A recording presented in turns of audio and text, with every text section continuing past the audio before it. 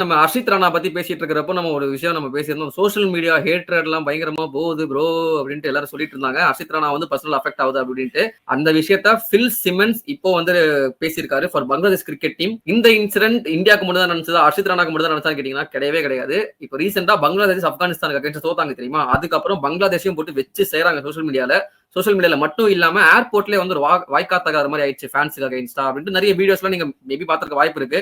Like வந்து இவர் அவங்க டீம்ல இருந்த முகமது நயீம்னு ஒரு லெஃப்ட் ஹேண்ட் ஓப்பனர், அவர் வந்து ஒரு வீடியோவே எடுத்து போட்டிருந்தாரு. See this is how we are getting treated. ஜெயிக்கிறது தோக்கிறது பாடுறது கேம் தான், பட் இது இப்படிதான் எங்க ட்ரீட் பண்றாங்கன்ற மாதிரிலாம் அவர் போட்டிருந்தாரு. ஸோ முகமது நயீம் இது வந்து அவர் இதுல சோஷியல் மீடியால போட்டிருந்தாரு. அதுக்கு ஃபில் சிமன்ஸ் பங்களாதேஷோட ஹெட் கோச் அவர் வந்து ரெஸ்பாண்ட் பண்ணிருக்காரு ரீசெண்டா. லைக் என்னோட பிளேயர்ஸ் வந்து சோஷியல் மீடியால இருந்து நான் தவிர்க்க விரும்புறேன். நீங்க வந்து பங்களாதேஷ் டீம்ல அஃப்கோர்ஸ் லைக் வந்து இது வந்து பர்சனல் சாய்ஸ் தான் சோஷியல் மீடியா, நான் இல்லன்னு சொல்ல.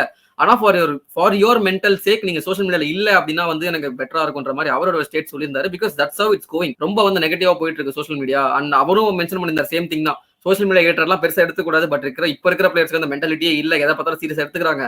அப்படி இருக்கப்போ சோஷியல் மீடியால இருந்து நீங்க இல்லவே இல்லைன்னா வந்து பெட்டரா இருக்கும் அப்படின்ற மாதிரி சொல்லியிருந்தாரு. இதை கன்சிடர் பண்ணும் மேபி ஃபியூச்சர்ல இதை பத்தி ஒரு லெசனே வைக்கணும்னு நினைக்கிறேன். ஆக்சுவலி நெகட்டிவா இருக்குன்னா அதையே யூஸ் பண்ணிட்டு அதை ஓரமா வைங்க. Focus on your game. அதுல நல்லா சக்சீட் பண்ணிட்டு அதுக்கப்புறம் அவங்க சோஷியல் மீடியால உங்களை வரவேற்பாங்க. ஹர்திக் பாண்டியாக்கு இல்லாத ஏற்றடா. அதுதான் நான் சொல்ல வந்தேன். ஹர்திக் பாண்டியா தெரியுமா உங்களுக்கு அப்படின்ட்டு.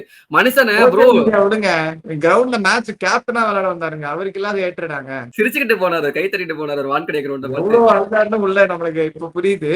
பட் ஆனா ஹேப்பன்ஸ்.